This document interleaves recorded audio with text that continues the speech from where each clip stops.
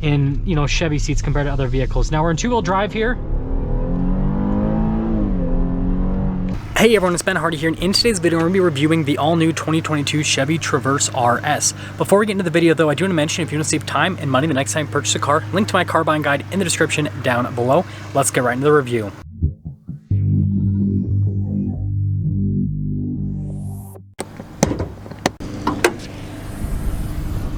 So under the hood, we have a naturally aspirated 3.6 liter V6 that goes through a 9-speed automatic transmission.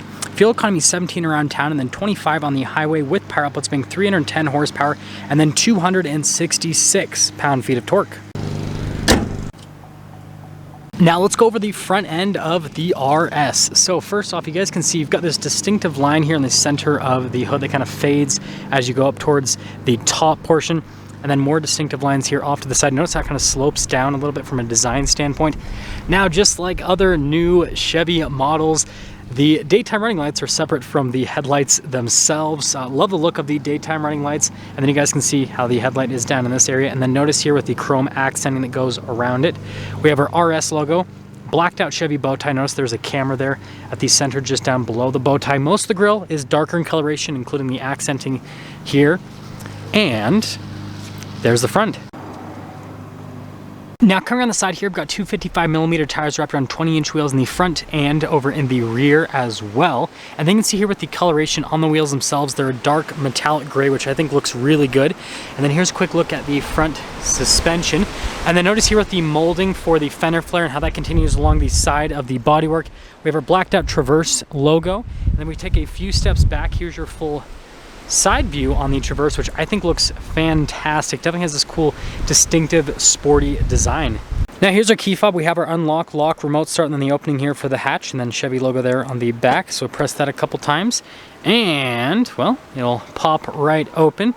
So first off, notice we've got some extra storage space underneath, and we have a little 12-volt here. Now as for the seats themselves, you do have to throw them manually. So you got this little strap, and you basically throw the seat forward, and then when you want the seat back, you just pull it back with the strap, and then you do have to manually lift the headrests up yourself.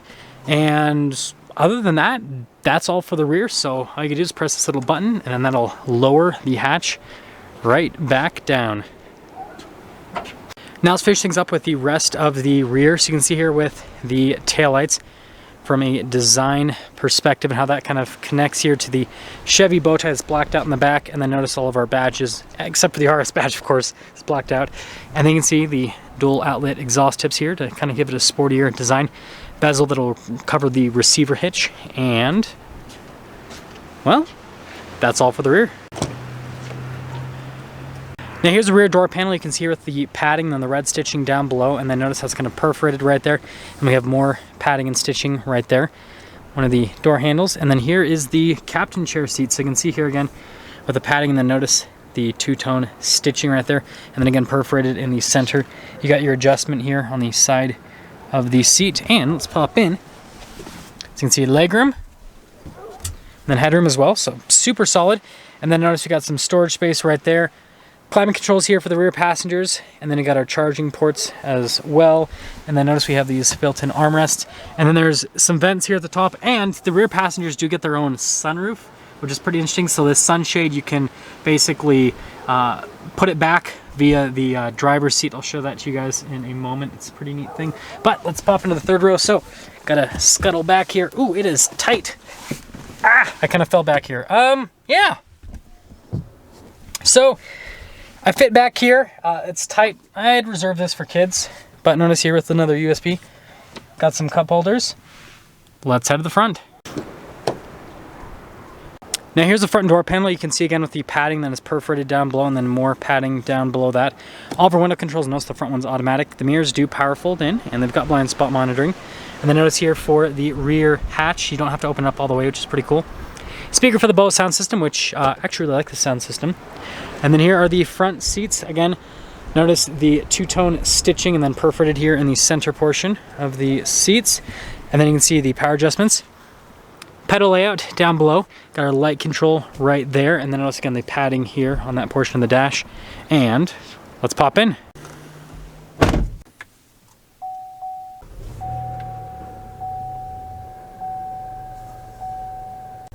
Now here is our steering wheel. Notice the padding all around. We got the darker stitching there on the center portion. Controls here for the center stack, voice command, phone controls. And notice we got our cruise control over here with the heated steering wheel button. There are radio controls there on the back of the steering wheel as well. And then we have our little turn signal light stock and windshield wiper stock, and there's the steering wheel. Here's the center gauge cluster, mostly analog, but you do have that screen there in the center which you can scroll through different bits of information. The thing you guys probably want to see is real fuel economy. So you can see there with the one trip here on it. And if this thing needs an oil change, it looks like. You can see average also with recent driving and then best. So I know there's a lot of different fuel economy numbers. Basically what you need to know is you can get the EPA rating whether you're around town or on the highway. Here's the center infotainment system. First off, we pop it into reverse. You can see the backup camera with trajectory lines that do turn with the steering wheel. And then notice all of the different viewpoints here with the camera system. So you can see out of every single angle, and so it makes parking with this exceptionally simple and safe as well. And so I think that Chevy's nailed it from a camera perspective, just like they have with other vehicles. Now, cool thing about the screen, you can lift it up so there's like storage space behind it, which is weird, but like it's practical. I dig it. I mean, this is like, you know, wasted space in most cars, so it's cool that they have that. So interesting. Analog controls down below, and then as for the rest of the screen, response time is great here with the screen. Has Apple CarPlay and Android Auto. And like I said, sound system's great. And then this is also where you can control the rear climate. So you got front, and then you can control the rear here, and there you go. So analog controls for the climate system. Again, we've got dual zone for the front and then a single zone for the rear. Heated seats here at the front, and then also little charging ports, and then we have our wireless phone charger. And then here's a shifter for the 9-speed automatic. It does have that manual shift function. And then the RS logo. Couple cup holders, and yes, I have a drink from Starbucks because this is a Mommy Mall Crawler third row SUV, and I assume that whoever buys this will probably be getting many drinks from Starbucks. So we gotta, you know, make sure it fits, and yes, it does. And look, the color of the drink even matches, you know, the RS colors, right? Parking brake right here. We've got our lane departure auto stop start. And then we have our drive mode select here. So we have our 2-wheel drive. If you can get better fuel economy, if you need a little bit more grip, you have the 4-wheel drive. And then you have like your off-road mode. And then you've got your tow haul mode. And then you can go back into 2-wheel drive. So you just have to twist the little dial right there. And then here is the whole center console setup. Storage space is great. Left my wallet in here. So that's interesting. Anyways, got the glove box. And then notice here the padding on the dash. And then down below, it's perforated, so you can kind of see that whole aesthetic. And up to the very top. So we've got our regular sunroof, which just kind of like flies back. It's kind of like an interesting system. There you go. Now it's latched back. And then you have the little shade here. So this in the center, if I'm correct, yes, this is for the rear sunroof shade. So just press that button, that'll open up the shade in the back. So yeah, pretty cool setup. And last but not least, camera mirror, which you can't really see because my garage is kind of brick. But yeah, definitely adds to the safety and practicality. Now here's a window sticker for this Traverse RS. You guys can see if you're running with the exterior color, it's cherry red tint coat. But anyways, here is the standard equipment here for this Traverse RS. As you can see, almost everything's standard. Notice the base price there, and then after a couple options that this one has, including the dual sunroof, which that's how much money most manufacturers charge for a regular sunroof, so that's actually a pretty good deal. $50,040 after everything. Let's take it out and see how it drives.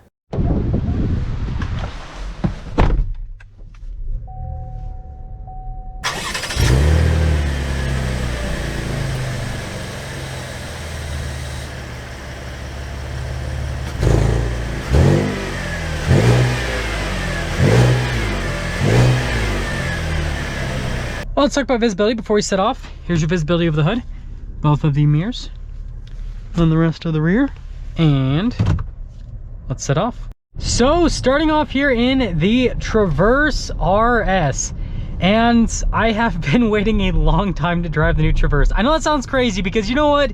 Usually I'm into like the crazy high performance off-road vehicles like the new Silverado ZR2, but stuff like this is equally exciting for me personally, because it's always interesting to see what automakers do to basically, you know, increase where they're standing with third row SUVs, since it's such a hot, you know, category of car, because like everyone's purchasing third row SUVs. So first off, seat comfort, solid. And of course, you got to do the train track test here and see how the suspension handles it. Yeah, stays nice and compliant. It's smooth as well. So I think they did a really good job here with the new Traverse from a suspension standpoint. It's comfortable. This is a great daily driver, and I did a ton of driving with this, especially today. That's why I'm filming the review today, actually, so that I'm like fresh out of doing tons of driving. And it's just a very comfortable vehicle. The only thing that I can really knock it for is it was hotter today, 78 degrees. And I really wish it had air-conditioned seats, because I got a little sweaty on the seat, okay? So that's the only thing. The air conditioning works great. I just, you know, I wish it had air-conditioned seats. That's just, you know, personal preference on that. Aside from that, other driving stuff, besides the seat comfort, which the seats are, I didn't really dive into this too much. They are on the firmer side of things. That's kind of what Chevy does with their seats, which I don't have a problem with at all, because it just keeps you nice and upright, and so I feel like my posture is just better in, you know, Chevy seats compared to other vehicles. Now we're in two-wheel drive here. See, that V6 is pretty peppy. It gets up to speed. The one thing I will say about the two-wheel drive is if you know, try to punch it and you're cranked a little bit at the wheel, it will do some spinning, right? So just understand, if you want to get really good grip, pop it into the all-wheel drive mode, and the all-wheel drive mode will do a much better job than the two-wheel drive mode from a grip perspective. Now, other stuff, infotainment system, really easy to use. I still think this is such a weird feature. I love it because I'm all about practical stuff, and that's so practical, but it's also so strange. Like, I'm curious to hear what the engineering costs were for pop-up infotainment system rather than just plopping one in the dash. But I wish that more manufacturers did something like that. I really like it, actually. And you know, the rest of the screen itself is easy to use, right? Touch screen response time is fantastic. Like I said, sound system's great. I love the camera mirror. And then in terms of like the you know, cruise control and everything works great. So it's right on par with where it should be for the segment, considering the price point and everything that this is at. And so yeah, I guess that'll kind of get me into summing things up here with our review for the Traverse RS. So first off, from an exterior aesthetics perspective, even though I'm not a huge fan of the separation between daytime running lights and headlights, I like the styling on this. I think it's a good looking SUV, proportion wise and all that. I think that like compared to the previous version of the Traverse, I think Chevy's done a really good job. So I'm all about the exterior styling. Interior, the RS is great. It's got the, you know, sporty looks and everything, and so it's definitely a cool looking interior. And then from a driving perspective, the V6 gets it up and it moves it. It's solid from a performance standpoint. The 9-speed automatic transmission is great at keeping it in the right gear, and you know, just giving us power all the time. You can see handling there. And again, it's competitive within segment. Every single SUV at this price point in the segment pretty much has a naturally aspirated V6 and either an 8, 9, or 10-speed automatic transmission. So again, it's right where it needs to be. And so, man, I guess I got to think of bad things to say about it, other than the fact that it doesn't have air-conditioned seats. You know what? I can't. I guess the one thing I could say is, why is this the same price as a Blazer RS? Because I just had a Blazer RS the other week, and that was $50,000. And this is a third row SUV with 2 sunroofs. The Blazer RS I had didn't have any sunroofs. So like, it's weird. Like within Chevy's own lineup, this looks like a bargain, because the Blazer RS is a 2-row SUV that's smaller. Like, I don't know, I'm confused. So I can't say anything bad about this, but what I can say is I feel like the Blazer RS is like almost like overpriced, because this is like so much more practical. So yeah, that's the new Traverse RS. That's gonna sum things up for our video on this 2022 Chevy Traverse RS. Again, like I said, if you want to save time and money the next time you purchase a car, link to my car buying guide in the description down below. I'll see you guys.